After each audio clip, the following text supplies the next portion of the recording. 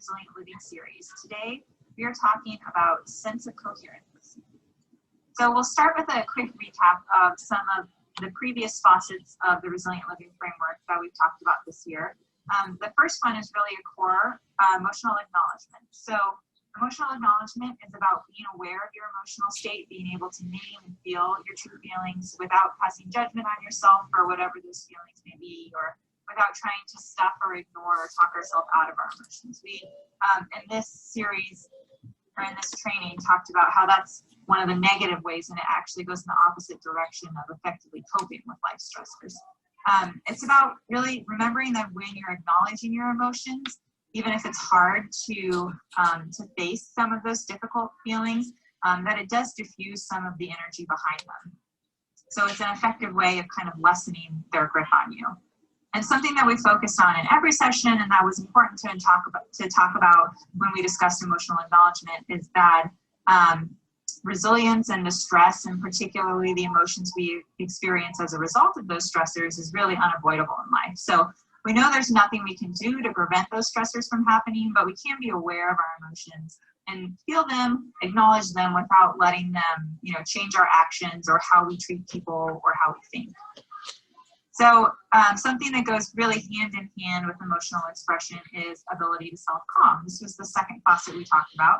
And obviously recognizing an emotion is really central to being able to effectively address it and calm down from that. So being aware of your stress response and actively working to recover in the moment. So when I say stress response, it's different for every person. Some people may notice that their face flushes or their hands get kind of foamy. So it's really trying to figure out, what physical symptoms you notice when you're experiencing a stressor. But realizing and remembering that when we are stressed, our body is triggered into the fight, flight, or freeze response. And there is a variety of different physiological chain of events or consequences for us when we enter that response. So it doesn't matter how big or how little it is, the body has that same biochemical reaction. And that reaction over time with repeated stressors definitely has a negative impact on our overall health and well-being. So staying connected to your breath and to yourself is one of the quickest and the most effective ways to help you regulate your nervous system and calm down from the stressors. We talked about flipping the lid in this series about self-calming and how when we are stressed, our upper and lower brain disconnect. And we want to work to really close that gap and help them communicate clearly so we can have access to all of our higher functioning skills like reasoning and problem solving. And we also looked at mirror neurons and why, in the sort of behavior modeling example of a mother trying to help calm her child down, that it's really important for us to be able to regulate our own nervous system and our own stress response before we can help others regulate theirs. Because a child, their neurons in their brain see how our body's reacting, how we're receiving a stressor, and how we're regulating, and they mirror those same actions. And then lastly, we reiterated that important point that, you can't prevent stressful things from happening in life, but you can work to bring yourself back from those stressors as quickly and efficiently as possible to really recover in the moment. And part of being able to have sort of the bandwidth to do that, to recover effectively, is practicing good self-care, not just in light of a recent stressor, but really proactively throughout our lives. And self-care is an important way of refilling our cup, or some people use a gas tank for a car analogy, to be able to really recover from those stressors. So emotional self-care, we didn't talk about this a great deal in this session. That varies a lot from person to person and is really something that we deal with more in the self-replenishment facet.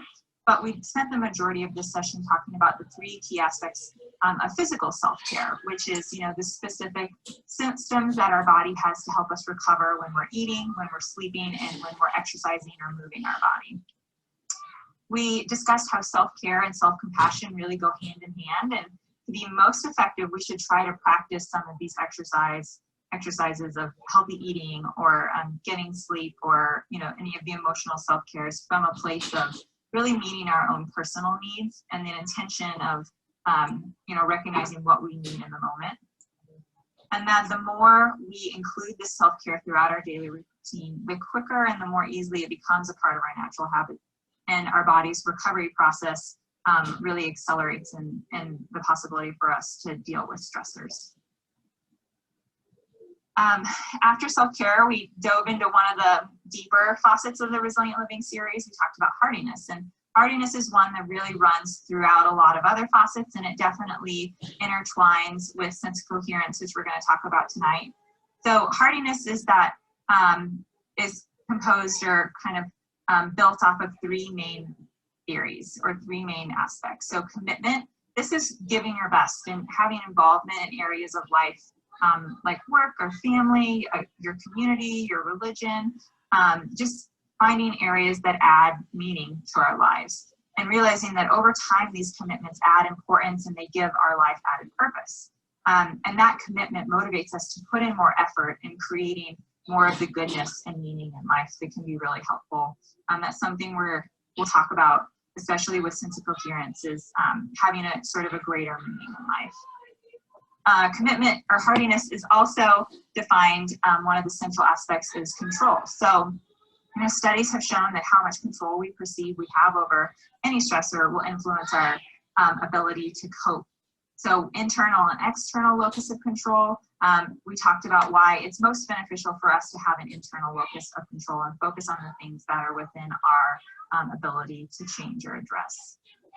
And then the last aspect of heartiness is challenge. So challenge is also something that intertwines greatly with sense of coherence. It's really the growth mindset of not just ruminating on things that we experience, but seeing them, every change or every difficulty, as an opportunity for growth or for improvement, and being able to shift our perspective to that mindset of really a growth mentality.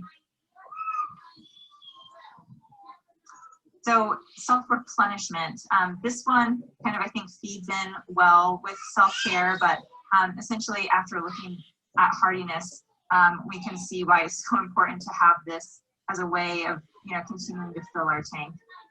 So we know that resilience is about maintaining our inner reserves and learning to recognize that when we're becoming depleted, we need to use some of these skills that we've been talking about to fill ourselves back up. So ability to self-replenish is recognizing that when we're replenished, we have a positive outlook, we feel stronger and more optimistic, and when we are depleted, our energy is sapped, and that really undermines our will and our ability to practice or to have some of the perspective that we talked about with heartiness. So self-replenishment, it can be part of a larger self-care plan, but it should always go beyond those basic things like sleeping, eating, movement, or exercise that we talked about with self-care. And that it's really about doing things that fill you up. So we talked about how there's, self-replenishment varies a lot from person to person. It's really up to that person and what they can do to kind of replenish or refill their tank.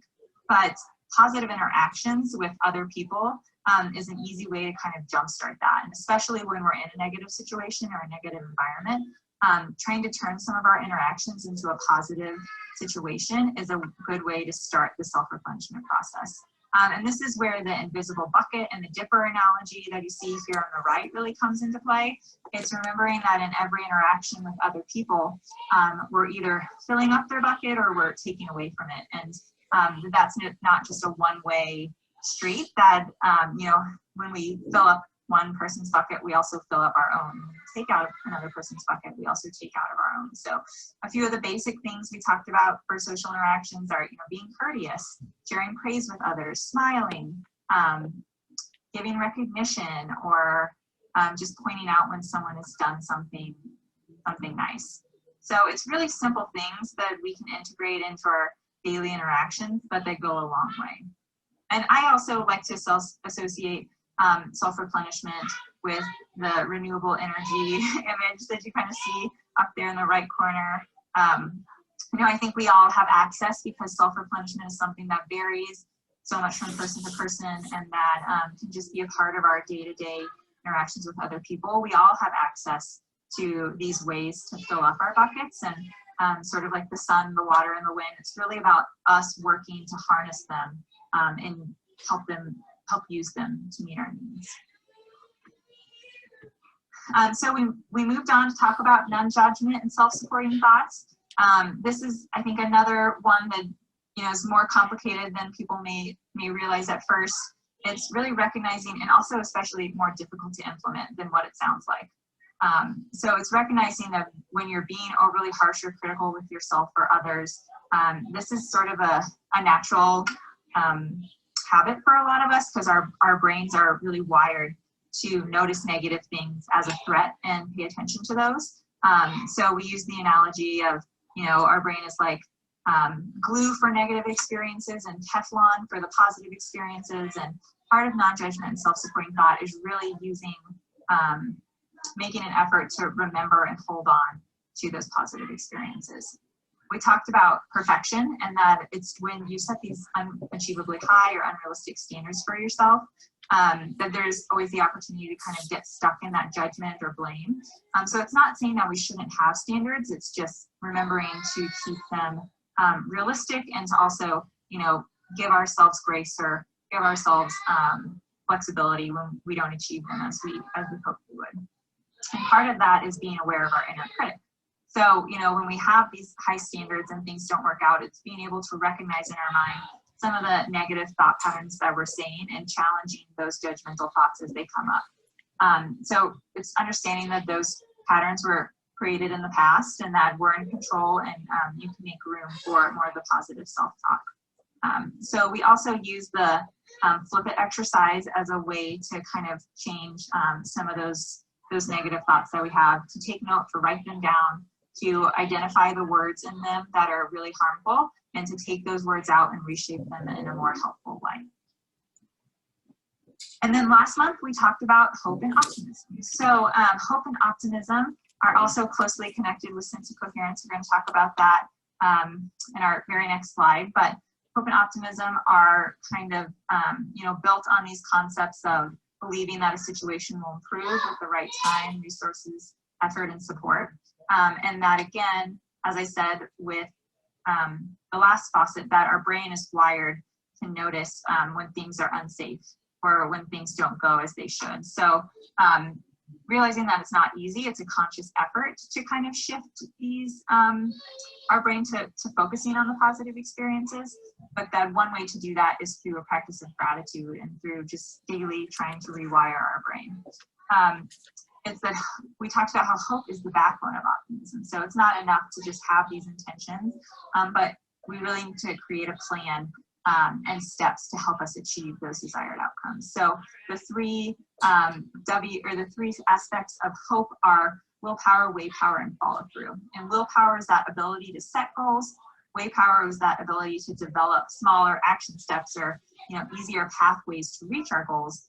And follow through is that ability to stay flexible, and especially when things don't go as planned, really working to give ourselves some freedom to be able to adjust our path and see avenues around the different barriers that we experience.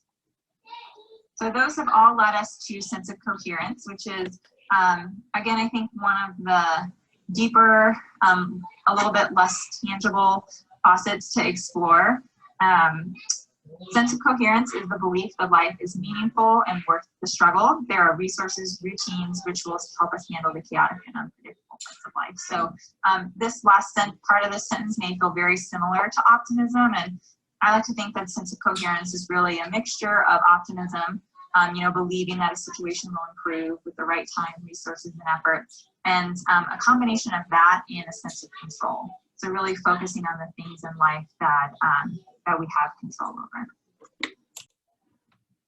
The background of sense of coherence is that it was based on the research by Dr. Aaron Int'l, who studied resilience traits of Holocaust concentration camp survivors. So he found that to have a strong sense of coherence during a stressful life event, one must have a strong understanding or a strong belief in the three following aspects. So meaningfulness. This is the belief that life makes sense and that therefore coping is desirable. So it has to do with the extent to which we feel that our lives have some kind of emotional meaning. And this also comes into play when we face some sort of problem or challenge. Manageability. So this is the understanding that there are these resources required to meet the demands of life, and that having a willingness to search them out is important. So we reinforcing really the experiences that resources are available is something that helps form this foundation in life. You know, if you've never tapped into any of the resources, then you probably don't have a strong sense of manageability because you haven't used those in the past. But some formal examples of those might be social services, you know, things provided by the government, working with care staff, people who come into your life and help with different aspects. With some of the informal resources, examples might be just people in your support network, like your family or your friends. So manageability really varies on a scale of what you would consider a resource. But it has to do really with our ability to cope and solve problems and being willing to invest our time and energy to search out some of the resources for those problems. And this is also manageability comes into or has some crossover with Heartiness, and where we talked about, you know, it's really about managing problems and seeing them as a challenge than an overwhelming and insurmountable burden. And the third aspect of sense of coherence is comprehensibility. So this is the belief that the world is understandable, that there is a meaningful and orderly or consistent perspective or view, rather than all chaos or unpredictability. And this refers to the extent to which we might perceive both internal and external events as being understandable in some kind of rational way. So it's really about our ability to find and seek out some of the things that are orderly or that are within our control. It's the idea of being able to make something structured out of a chaotic situation, if that makes sense. So those are the three different aspects of sense of coherence. Next, we're going to talk about, I think it can be helpful to put them into a little bit more of a context. So Viktor Frankl was a neurologist and a psychiatrist who was also a Holocaust survivor. And he wrote a book, Man's Search for Meaning. And in this book, he pointed out several, I think, kind of real life applications of where sense of coherence can be effective. So these quotes, those who have a why to live for can bear almost any how. I think that why, you know, is where you're finding that meaning in life. Everything that can be taken from a person, everything can be taken from a person but one thing, the last of the human freedoms to choose one's attitude in any given set of circumstances. So I think these things are, you know, kind of quotes that seem abstract, but I think that you could all imagine, you know, in a situation where having the why and having the opportunity to choose your attitude really does give sort of a powerful sense of autonomy and how you handle those circumstances. So how can we strengthen our sense of coherence? To strengthen sense of coherence, one of the most important aspects is to believe that your efforts make a difference. So Dr. Rick Hansen is a well-known psychologist and New York Times bestselling author. And in his book, Resilient: How to Grow an Unshakable Core of Calm, Strength, and Happiness, he shares a few questions and a few ways to start increasing your sense of coherence by kind of focusing on the ways you can make a difference. So, you know, asking yourself, could you make a difference to someone? And realizing that those seemingly little things that you can do can be very touching. It's important to remember that this, like all resilience practices, is something we should really be implementing in a day-to-day fashion, in our day-to-day habits. So it's not just waiting until you have a stressor or you're, you know, questioning some of the three traits that we just talked about, but it's really about finding ways in your day-to-day life that you can start to contribute or make a difference to someone else. And also remembering that sense of coherence is something that is cultivated by self-reflection, by changing our perspective and by social support. So that's one big thing that we're going to be talking about more with sense of coherence, is that it's very much built off of and aided by those people who surround us and who provide that social support. But one thing that I think helps to mention that feels a little less overwhelming is that sense of coherence also increases with age. So, you know, the longer that we're here and the longer we're living in this world and we're able to to highlight some of the ways that we can create order, that we can build meaningfulness or manageability. I think those all contribute to our general sense of coherence.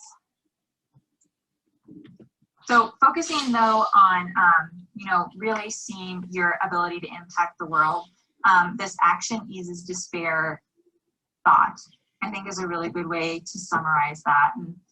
And this story of the starfish is a pretty common one that I'm sure you may have heard of, but you know, it's the idea that a person's perceptions and beliefs regarding the world kind of determines their coping behaviors and what they do to react to stressors.